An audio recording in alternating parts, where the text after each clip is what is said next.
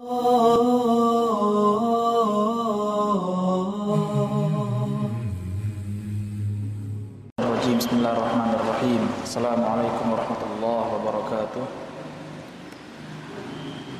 Innal hamdalillah nahmaduhu wa nasta'inuhu wa nastaghfiruhu wa nastahdihi wa natubu ilaihi wa na'udzu bihi min syururi anfusina wa sayyiati a'malina may yahdihillahu fala mudilla lahu wa may yudlilhu fala hadiyalah.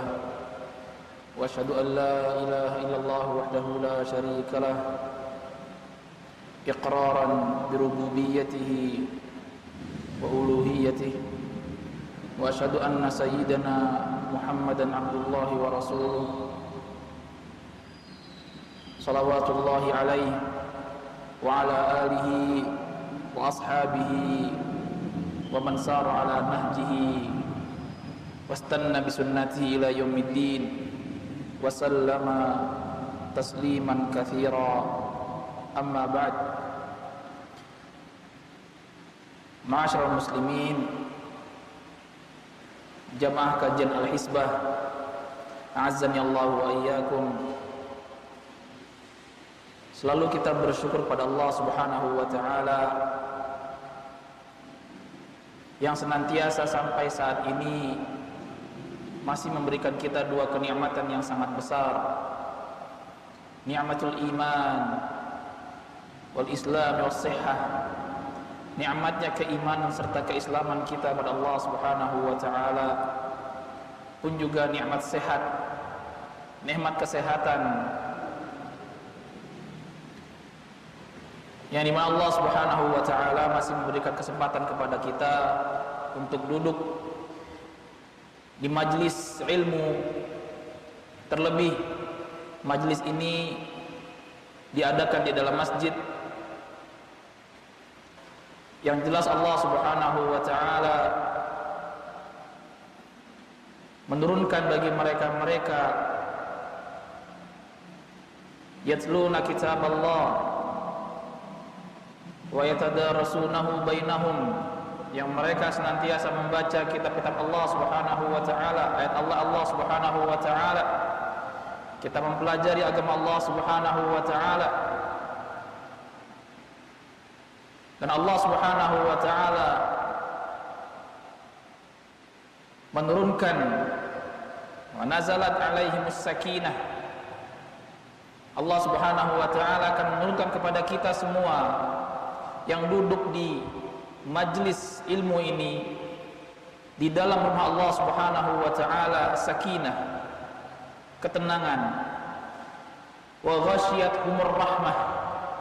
Allah Subhanahu wa taala akan mengaruniai kita kasih sayangnya, wa haffathumul malaikah. Allah Subhanahu wa taala menaungi kita yang berada di majlis ilmu ini, di dalam rumah Allah Subhanahu wa taala yang sangat mulia ini. Naungan yaitu dari para malaikat-malaikat Allah Subhanahu wa taala. Wa dzakarahumullahu fi man 'indah. Dan Allah Subhanahu wa taala akan menyebut nama-nama kita di hadapan para malaikatnya alaihimus salam. Dan ini merupakan keistimewaan bagi kita yang senantiasa duduk hadir di majelis ilmu, di masjid-masjid Allah Subhanahu wa taala. Dan tentunya kajian kita ini, ilmu yang kita kaji, ilmu yang kita cari, itu tentunya akan membawa kita kepada surga Allah Subhanahu wa taala. Man salaka tariqan yaltamisu fihi ilma sahhalallahu lahu bihi tariqun ilal jannah. Barang siapa yang meniti suatu jalan yang di dalamnya terdapat ilmu, dan menurut ulama ilmu syar'i, maka Allah Subhanahu wa taala akan memudahkan jalan dia dengan keilmuan dia yang dia cari dan dia dapatkan dan dia dalami menuju surga Allah Subhanahu wa taala. Ma'asyiral muslimin, azani Allah wa iyyakum. Kita lanjutkan kembali pembahasan kitab Minhajul Muslim. Dan kita telah masuki bab al-adab atau fil adab ma'al khalaq. Adab kepada makhluk-makhluk Allah Subhanahu wa taala. Yang sebelumnya kita telah membahas adab kita kepada kedua orang tua kita. Dan sekarang kita akan membahas al-adabu ma'al aulad. Adab bersama anak-anak. Asy-Syaikh rahimahullahu taala mengatakan, al-muslimu ya'tarifu bi anna lil waladi huquqan 'ala walidihi. Hendaklah seorang muslim itu memahami bahwasanya seorang anak itu mempunyai hak atas bapaknya, atas orang tuanya. Jadi bukan hanya orang tua saja yang punya hak dari anaknya, yang dimana anaknya wajib untuk taat kepadanya, yang dimana anaknya tidak boleh durhaka kepadanya, yang dimana seorang anak wajib untuk mentaati, menghormati orang tuanya. Pun juga dengan seorang anak, dia atau mereka mempunyai hak yang harus ditunaikan oleh orang tuanya.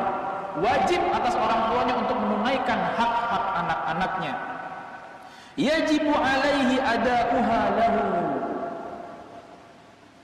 Ketika orang tua mempunyai anak, maka wajib bagi kedua orang tua tersebut, baik bapaknya, ibunya, untuk menunaikan hak-hak anak-anaknya.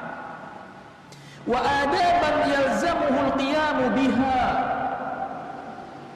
Pun juga seorang bapak atau seorang ibu itu wajib untuk menjaga adabnya di hadapan anak-anaknya.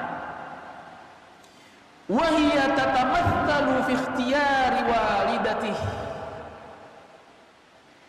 Seorang anak mempunyai hak untuk mendapatkan ibu yang terbaik, ibu yang salihah. Maksudnya bagaimana? Hendaklah kepada para lelaki, ketika Nabi SAW memerintahkan, ya ma'syarasy syabab, man istata'a minkumul ba'ata falyatazawwaj. Wahai para pemuda, barang siapa yang mempunyai kemampuan untuk menikah, maka segeralah menikah. Maka hak pertama seorang anak sebelum dia dilahirkan di muka bumi ini adalah hendaklah seorang ayah atau calon ayah untuk memperhatikan dan memilih wanita terbaik sebagai calon ibu bagi anak-anaknya. Sebuah pepatah Arab mengatakan, al-ummu madrasatun idza a'dadtaha a'dadta sya'ban thayyibal a'raqi. Seorang ibu adalah madrasah, sekolah pertama bagi anak-anaknya. Idza a'dadtaha, sekiranya kita para lelaki mempersiapkan anak-anak perempuan kita, saudari-saudari perempuan kita, atau istri-istri kita, idza a'dadtaha a'dadta sya'ban thayyibal a'raqi.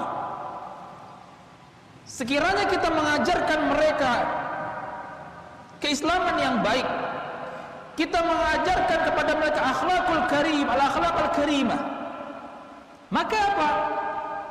Kita telah mempersiapkan setelahnya generasi-generasi yang terbaik. Pepatah lain mengatakan, wa awwalu ihsani ilaikum takhayyuri lima jaddatul a'raqi badin ibada ifafuha atau bada ifafaha. Seorang penyair mengatakan, kebaikan pertamaku kepada kalian adalah ketika aku menyeleksi, memilih pasanganku, apa? Jaddatul a'raq, yaitu aku akan melihat unsur keturunannya yang jelas, badin ifafuha, yang jelas menjaga kehormatannya. Makanya salah ya suatu statement yang mengatakan bahwasanya pendidikan anak dimulai setelah dia dilahirkan. Salah. Pendidikan anak itu dimulai dari memilih calon ibunya yang salihah, yang mukminah kepada Allah Subhanahu wa taala. Bagaimana Nabi Muhammad sallallahu alaihi wasallam bersabda, "Tazawwajul walud tunkahul mar'atu li arba'." Seorang wanita dinikahi atas 4 hal. Nah, ini para syabab sudah tahu dalilnya, sudah hafal. Yang belum apa? Aplikasinya belum ya. Entah belum berani atau Allahu a'lam.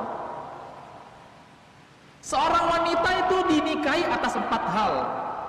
Apa saja? Dijamaliha.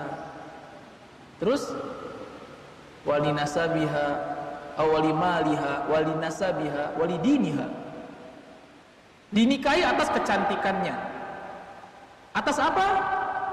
Harta kekayaannya. Atas apa? Atas keturunannya.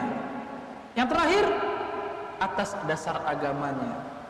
Kesemuanya ini tentulah menjadi pilihan, dan ada pilihan terbaik dari Rasulullah SAW. Apa?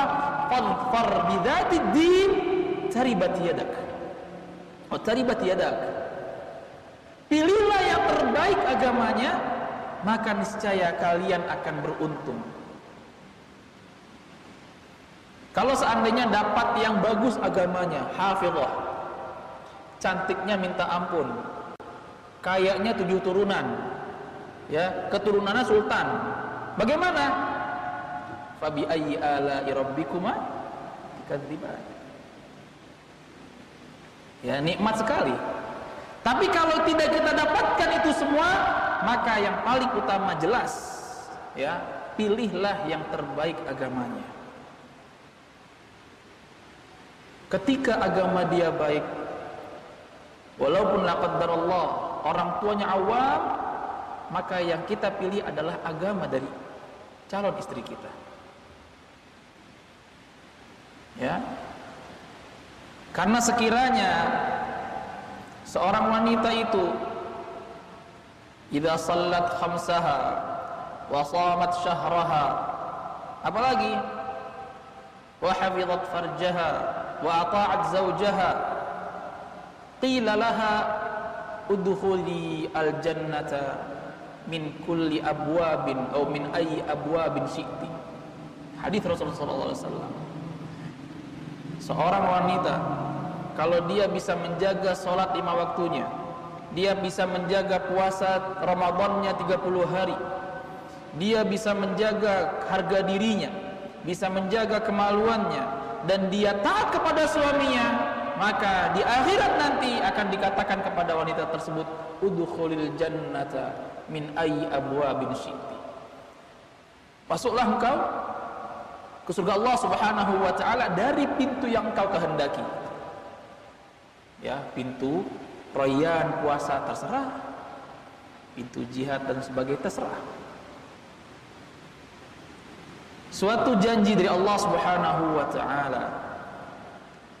Bahkan Ma'qal ibn Yasar radhiyallahu taala anhu pernah meriwayatkan, pernah suatu ketika seseorang atau seorang laki-laki, seorang sahabi radhiyallahu anhu datang kepada Rasul sallallahu alaihi wasallam. Dan dia mengatakan apa? Inni usibtu imra'atan dzata hasabin wa jamal. Wahai Rasulullah, aku kenal, tahu seorang wanita yang dia kedudukannya bagus dan dia cantik. Akan tapi apa? Wa innaha la talid. Tetapi ya Rasulullah, dia itu tidak bisa memberikan keturunan. Ya, afat atazawwajuha? Apakah aku boleh menikah dengannya? Ya, kedudukannya bagus, mungkin petinggi, anak petinggi kaum, cantik, tapi dia tidak bisa beranak, atau bahasa ininya mandul. Apakah aku boleh menikahnya ya Rasulullah? Apa kata Nabi SAW? Lah, tidak. Kemudian atahu tsaniyah, tsumma atahu tsalitsah. Yang kedua kalinya lagi datang, ya Rasulullah minta izin, kata Nabi tidak. Yang ketiga kali datang, kata Nabi tidak. Apa kata Nabi SAW selanjutnya? Tazawwajul wadudul walud. Nikahilah perempuan yang subur, yang bisa mempunyai banyak anak, dari keturunan yang mempunyai banyak anak. Fa inni mukatsirum bikumul umam. Atau dalam lain, yaumal qiyamah. Nikahilah wanita yang subur, lagi mempunyai keturunan yang banyak. Dilihat dari mana? Dilihat dari keturunannya. Ya mungkin orang tuanya punya 11 anak, ya, punya 15 anak, mungkin. Ya, nikahilah wanita tersebut. Kenapa? Nabi SAW bangga nanti di hari kiamat karena mempunyai umat yang banyak. Masyaallah muslimin azani Allah wa iyyakum. Ya, ini hak seorang anak yang harus kita tunaikan itu berjalan atau ada sebelum dia dilahirkan, yaitu kita para lelaki, ya, khususnya yang belum menikah, untuk mencari calon ibu yang terbaik bagi anak-anak kita. Wa husni tasmiyati.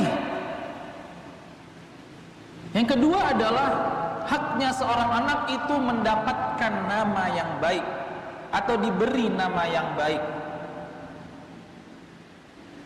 Ya, Nabi SAW bersabda apa? Inna ahabba asma'ikum ilallah Abdullahi wa Abdurrahman. Sungguhnya nama yang paling terbaik, paling dicintai oleh Allah Subhanahu wa taala siapa? Abdullah dan Abdurrahman. Ustaz, apakah nama-nama yang lain boleh? Boleh, tidak ada masalah. Ya. Selama nama itu baik maknanya, dan biasanya memang ketika kita memberikan nama kepada anak tentulah diiringi dengan doa. Diberi nama anaknya Umar, agar apa? Agar menjadi sosok yang pemberani, menegakkan agama Allah. Diberi namanya contohnya Utsman, agar menjadi seorang muslim yang dermawan, dan lain sebagainya. Tapi yang perlu kita perhatikan adalah ketika kita memberikan nama kepada anak-anak kita pasca dia dilahirkan, hendaklah kita memperhatikan nama yang akan kita berikan. Saya beberapa kali mendapatkan, ya, baik itu di media sosial dan lain sebagainya, dan di video, itu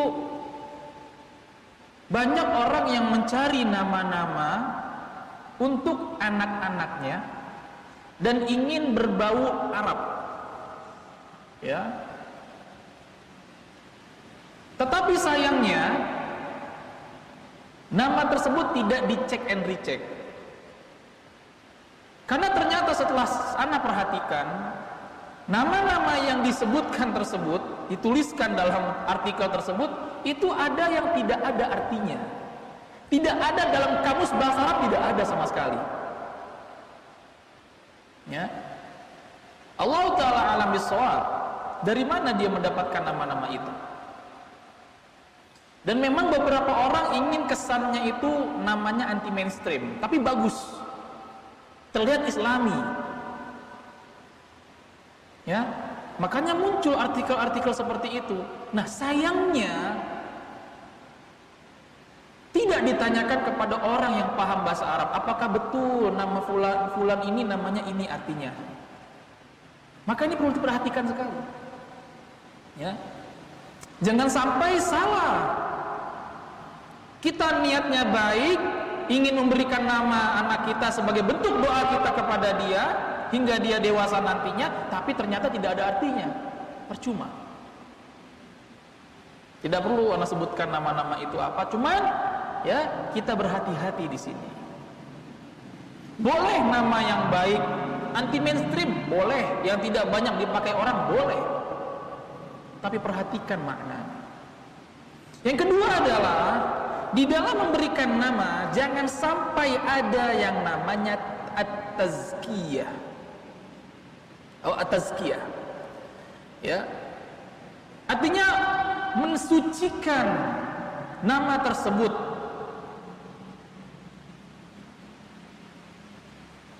Maksudnya bagaimana? Dalam satu hadis atau riwayat dari Ibnu Umar, dari Abu Hurairah radhiyallahu taala anhu, bahwasanya Zainab itu dulunya bernama Barrah. Barrah apa? Orang yang sangat baik atau wanita yang sangat suka berbuat kebajikan. Faqila tuzakki nafsaha atau nafsuha atau tuzakki nafsaha, ya. Jadi nama ini adalah sebagai bentuk pujian bahwasanya anak ini adalah wanita yang paling suka berbuat kebajikan. Apa? Fasammaha Rasulullah sallallahu alaihi wasallam Zainab. Nabi sallallahu alaihi wasallam mengganti namanya. Barrah, bagus tidak namanya, Pak? Bagus sekali. Wanita yang suka berbuat kebajikan, bagus. Tapi apa? Nabi sallallahu alaihi wasallam mengganti namanya dengan Zainab. Pun juga ada, ya, juga ada sahabiyah yang dulu bernama Barrah, dan akhirnya apa? Fahawwala Rasulullah sallallahu alaihi wasallam ismaha Juwairiyah, yaitu istri Nabi sallallahu alaihi wasallam, Juwairiyah bintul Harith. Diganti namanya dari Barrah menjadi apa? Juwairiyah. Nah, di sini para ulama itu memakruhkan. Memakruhkan apa?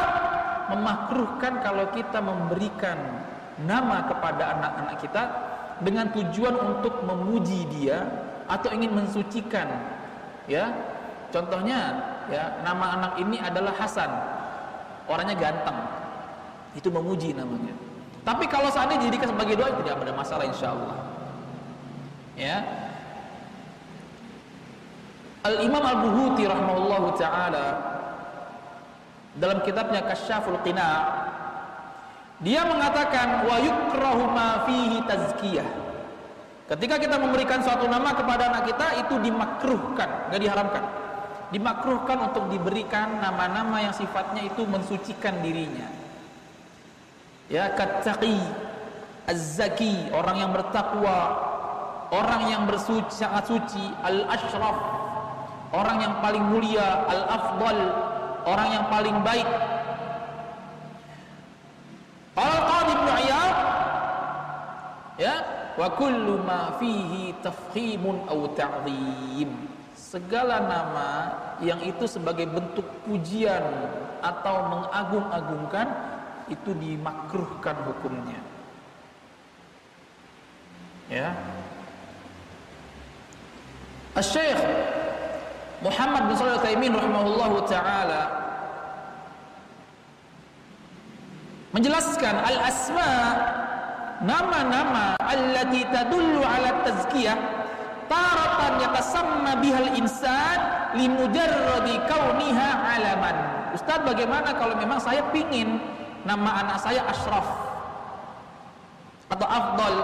Kalau hanya sebatas alaman, sebagai nama saja, la ba'sa bihi atau la ba'sa biha, enggak masalah.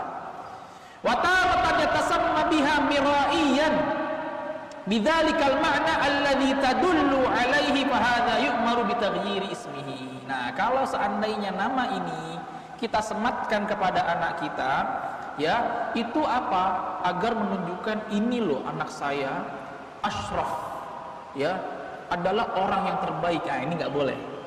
Yu'maru bi taghyirihi, ya, atau bi taghyiri ismihi. Diperintahkan, ya, untuk apa? Diganti namanya. Famathalan, kata Syekh rahimahullahu taala, Nasir, namanya Nasir banyak, ya. Nah, Nasir banyak. Aktsarul ladzi yusammuna binasir la yuriduna annahu yansurun nas, innama yuriduna ay yakuna alaman mahdhan faqat. Banyak orang memberikan nama anaknya Nasir, Nasir itu apa? Penolong. Ya. Tetapi dia tidak ingin mengatakan ini loh anak saya penolong manusia. Dialah yang akan menolong manusia. Tapi hanya sebatas apa? Nama saja. Nama yang jelas Nasir. Kalau dijadikan sebagai doa boleh? Boleh. Karena memang biasanya sebagian besar kita ketika kita memberikan nama anak kita apa? Dengan atau dalam bentuk atau sebagai bentuk doa. Ya Nasir, ya insya Allah dia nantinya menjadi seorang penolong agama Allah Subhanahu Wa Taala. Nasiruddin, ya dan lain sebagainya. Taib. Wadhabhil aqiqati anhu yaum as-sabi'i. Haknya seorang anak apa? Yaitu diakikahkan atasnya di hari ke-7. Dalam sabda Nabi sallallahu alaihi wasallam, bahwasanya seorang anak itu murtahanun, digadaikan bi aqiqatihi tudbahu anhu yaum as-sabi'i atau yaum as-sabi'ihi. Seorang anak ketika dilahirkan dan dia digadaikan dengan akikahnya dan tudbahu anhu yaum as-sabi'i. Ya, dilaksanakan akikah tersebut kapan? Di hari ke-7 pasca dia dilahirkan. Bahkan Ibunda Aisyah radhiyallahu taala anha mengatakan kalau tidak bisa hari ke-7 kapan? Hari ke-14. Kalau tidak bisa kapan? Hari ke-21. Apakah boleh kita akikahkan sebelum hari ke-7? Boleh. Boleh. Ya. Apakah boleh Ustaz kalau sekiranya dia tidak mampu, ya, baru dia diakikahkan ketika dia sudah besar? Boleh. Bolehkah seorang anak ya Ustaz ketika dia belum diakikahkan sama sekali dan ketika dia sudah besar dan dia tahu bahwasanya ayahnya atau orang tuanya belum mengakikahkan dia dan dia mengakikahkan dirinya sendiri? Boleh. Ya, selama orang tuanya tidak mampu dan dia punya uang, punya harta untuk mengakikahkan dirinya, maka boleh dia mengakikahkan dirinya dengan harta dia sendiri. Maka tidak ada alasan ya untuk tidak akikah karena Allah Subhanahu wa taala memberikan waktu yang luas. Wa yuhlaqu ra'suhu wa yusamma. Ya, setelah diakikahkan, dicukur rambutnya dan diberikan nama. Bolehkah Ustaz diberikan nama dulu baru akikahnya nanti? Boleh. Ya, bisa kita bayangkan kalau ada seorang yang tidak mampu atau belum mampu untuk mengakikahkan, dia baru mampu nanti anaknya umur 3 tahun. Ya, kalau seandainya akikah dulu baru nama, artinya selama 3 tahun dia nggak punya nama. Ya, nggak seperti itu. Ya, boleh diberikan nama dulu, kemudian diakikahkan, tidak ada masalah. Baik. Wa khitanihi wa rahmatihi wa rifqi bihi, pun juga haknya seorang anak adalah untuk dikhitankan. Ya, Nabi SAW bersabda apa? Al-fitaru khamsun, al-khitan wal istihdad wa qassus syaribi wa taqlimil adhafir wa natful ibit. Ada 5 hal pensucian atau ketika kita harus membersihkan diri kita, yang salah satunya adalah khitan. Ya, makanya hendaklah kita ketika ya anak laki-laki yang dilahirkan bagi kita, bersegeralah untuk dikhitan. Kalau kita punya harta yang cukup, maka bersegeralah dikhitan. Ustaz, ya saya tidak tega melihat anak saya itu dikhitan pada waktu masih bayi. Ya, akhirnya apa? Nunggu nanti sampai tamat SD. Ada yang seperti itu? Ada. Nunggu nanti sampai tamat SMP. Ada yang seperti itu? Ada. Tapi anak katakan kasihan. Ya, kalau dia dikhitan ketika dia sudah besar, sudah tamyiz, sudah baligh, maka dia akan merasakan kesakitan. Tapi kalau dia masih bayi, mungkin berusia 1 minggu atau 2 minggu, terlebih sebelum dia apa? Sebelum dia makan, artinya full ASI eksklusif selama 6 bulan, di awal 6 bulan pertama, ya. Maka sebenarnya ketika anak bayi tersebut dikhitan itu tidak terlalu membebani. Kenapa? Ketika anak bayi dikhitan, ya, pada usia antara 0 bulan sampai 6 bulan yang dia belum makan apapun kecuali ASI, maka ya air kencingnya itu belum najis. Makanya ya, air kencing bayi yang masih belum makan itu tidak perlu dicuci, bisa dipercikkan saja. Allah Ta'ala alam bisawab. Maka ketika anak itu di antara usia atau ASI eksklusif seperti itu, yang full ASI dia, ya, memang eksklusif 2 tahun ya, cuman yang dia belum makan sama sekali, hanya masih ASI saja selama 6 bulan itu, ya tentulah dia akan buang air kecil, ya, dan dia tidak bisa untuk memakai pampers pun belum bisa. Artinya kalau dia buang air, maka ya dibersihkan saja. Ya, kita tentunya bukan hanya membersihkan tapi juga dicuci ya. Mungkin ada kain-kain yang lain kita cuci. Dan juga anak bayi itu kan mempunyai imunitas yang tinggi ya, dan juga bisa dikatakan untuk recovery dia, darahnya ya itu cepat kering. Selama 3 hari cepat kering. Makanya memang sebenarnya ya insya Allah itu lebih baik seorang anak laki-laki ya yang masih bayi itu dikhitan segera ya, kalau bisa di 6 bulan pertama itu. Memang kita tidak tega, sama saja sebenarnya. Sekarang kan alhamdulillah ya, teknologi sudah maju ya Pak, tidak perlu bius total, bisa bius setengah saja kan, artinya anak itu sadar. Ada seperti itu. Baik.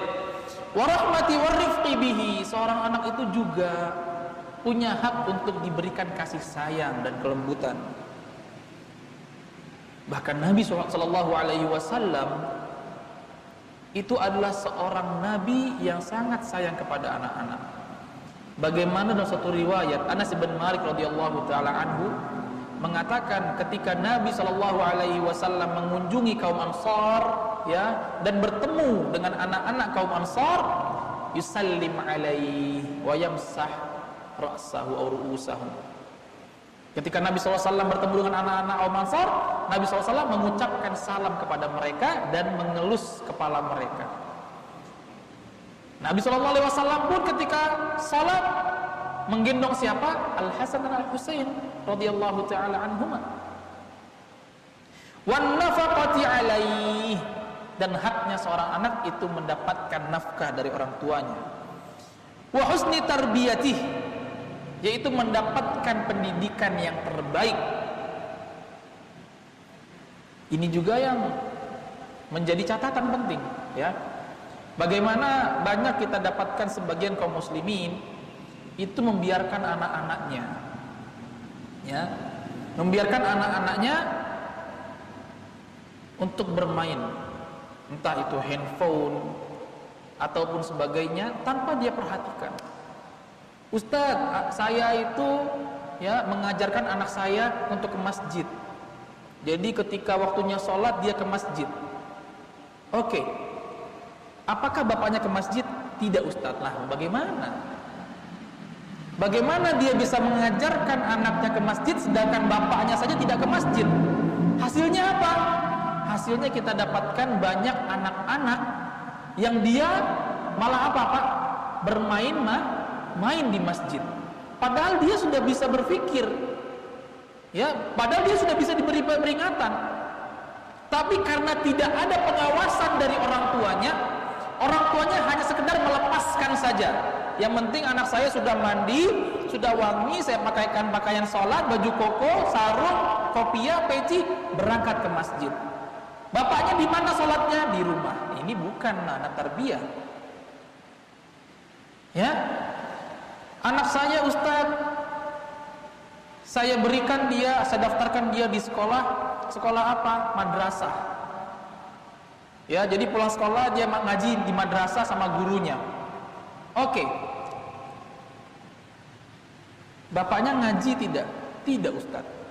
Ibunya ngaji tidak? Tidak Ustadz. Lah, kalau anaknya pulang dari sekolah madrasah, ngapain dia? Main Ustadz. Jadi anak itu hanya ngaji kapan? ketika di madrasah saja. Ada gunanya? Ada, sedikit sekali.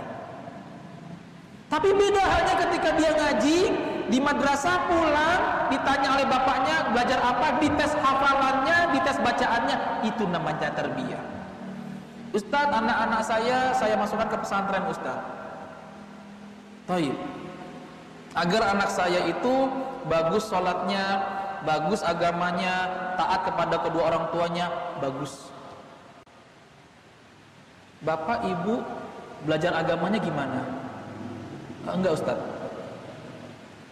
Akhirnya apa? Anaknya pulang dari pesantren ngapain? Ya bebas. Ya, dia mungkin tidak sholat di masjid tanpa adanya monitoring, perhatian dari orang tuanya. Akhirnya apa? Hampir tidak ada gunanya ilmu di pesantren. Makanya terkesan itu yang namanya ma'had, pesantren, ya, boarding school, itu sebagai penjara suci atau tempat penitipan anak. Kenapa? Karena orang tuanya lebih menyerahkan perkara agamanya kepada asatidahnya saja. Betul. Tapi juga orang tuanya, kita sebagai orang tua juga sadar diri. Sekarang sudah banyak kajian-kajian online, sudah banyak kajian-kajian yang live streaming. Bahkan ma'had-ma'had sudah banyak para asatidahnya menyelenggarakan kajian-kajian seperti itu. Maka gunakan kesempatan itu. Bukan malah membiarkan anaknya pesantren, yang penting Ustaz saya sudah bayar, saya sudah penuhi semua hak ma'had. Bukan seperti itu. Tetap sang anak ketika dia di liburan atau ketika dia pulang dari sekolah agamanya, tetap harus ada bimbingan dari orang tuanya.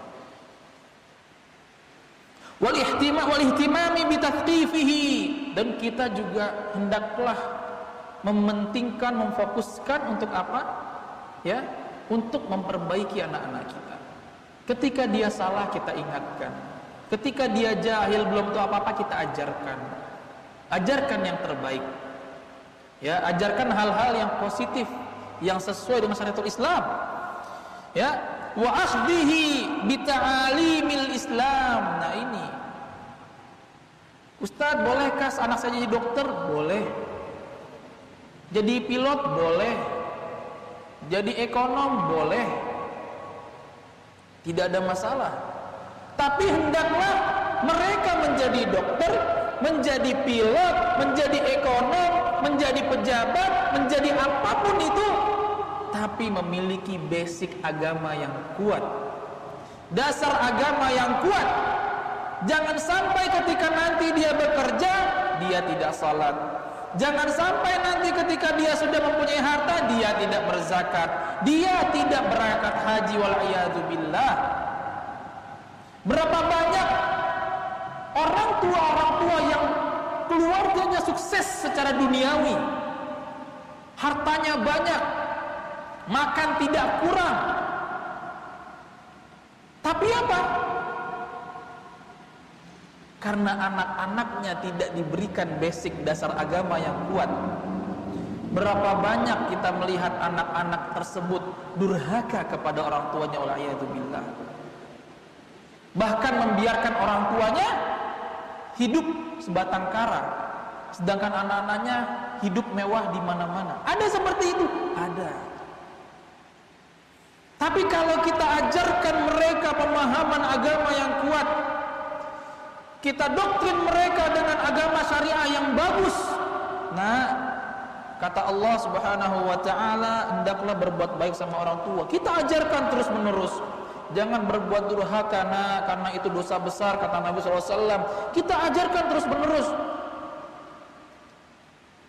Maka insya Allah ketika anak tersebut sukses secara duniawi,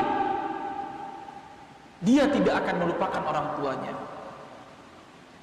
Bahkan dia akan rela menghabiskan seluruh harta bendanya dan jiwa raganya untuk mengasuh orang tuanya. Karena apa? Atas dasar pemahaman agama yang baik. Dan semua itu bergantung dari orang tuanya. Kalau orang tua ingin anak-anaknya taat kepada orang tuanya, tidak durhaka kepada orang tuanya, maka berilah contoh yang baik bagaimana orang tua dia itu bisa taat kepada orang tuanya. tuanya. Bagaimana anak tersebut bisa mendapatkan ilmu-ilmu syar'i yang itu nantinya menjadi basic agama dia, pedoman dasar dia ketika nanti dia bekerja. Sesibuk-sibuknya dia menjadi pejabat, sesibuk-sibuknya dia dengan aktivitas kedokteran dia, ketika datang suara adzan, dia akan datang ke masjid sholat. Bahkan ketika nanti orang tuanya meninggal, anaknya lah yang akan mendoakannya. Idza mata ibnu Adam inqata'a 'amaluhu illa min thalath. Ya, seorang ibnu Adam ketika dia mati meninggal, terputus amalannya kecuali 3. Salah satunya apa? Waladun shalih yad'u lahu. Percuma anaknya kaya raya, percuma anaknya mendapatkan kedudukan yang tinggi, ketika orang tuanya meninggal dia tidak mendoakan orang tuanya.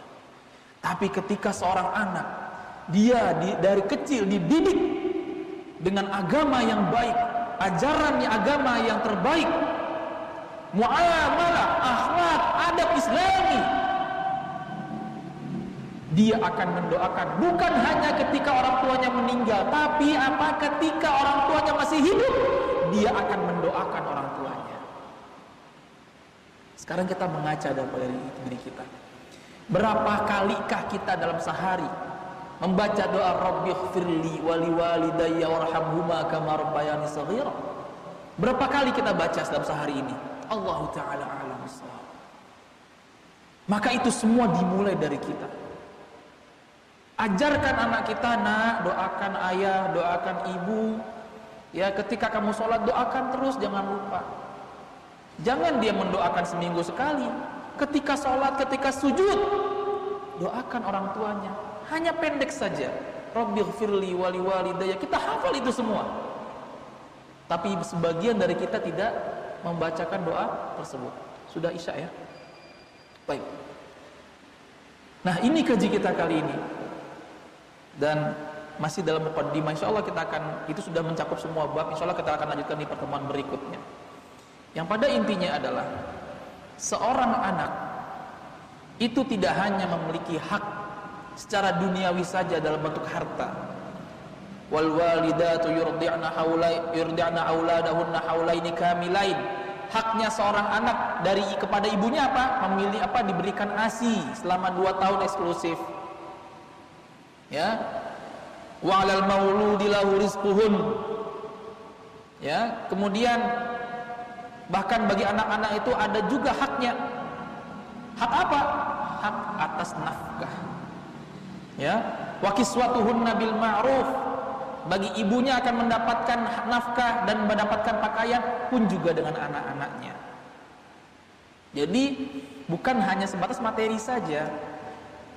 Tarbiyah, pendidikan, akhlak, adab, muamalah Islamiyah as-sahihah, itu jugalah yang termasuk bagian terpenting hak yang harus diperoleh atau yang harus ditunaikan dari orang tua kepada anak-anak.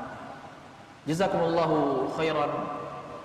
Dan kita tutup dengan kafaratul majlis. Subhanakallahumma wa bihamdika asyhadu an la ilaha illa anta astaghfiruka wa atubu ilaik. Assalamualaikum warahmatullahi wabarakatuh.